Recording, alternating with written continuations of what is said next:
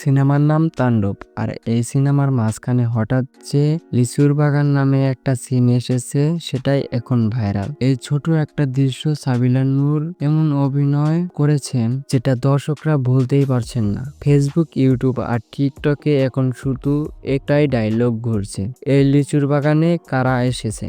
দর্শকরা বলছেন এই সাবিলা আগের সাবিলা না, অভিনয়ে সে একদম লেভেল আপ। সিনেমার পরিচালক বলছেন, আমরা ভেবেছিলাম এটা একটা এক্সপেরিমেন্ট হবে, কিন্তু যেভাবে মানুষ নিছে এটা ভাবতেই পারিনি। সাবিলা নিজেও খুব অ্যাট্রাকটিভ। তিনি বলছেন, এই চরিত্রে আমার জন্য একটা চ্যালেঞ্জিং ছিল, এখন সবাই পছন্দ করায় খুব ভালো লাগছে। অনেকে বলছেন লেচুর বাগান সিনটা পুরো সিনেমার মোড় ঘুরিয়ে দিয়েছে। আর সাবিলা যেন সেটা নিজে হাতে তাণ্ডবের নতুন আগুন জ্বালিয়ে দিয়েছে। তাণ্ডব সিনেমার নতুন আপডেট পেতে চোখ রাখুন আমাদের তারকা তারণ্য ইউটিউব চ্যানেলে।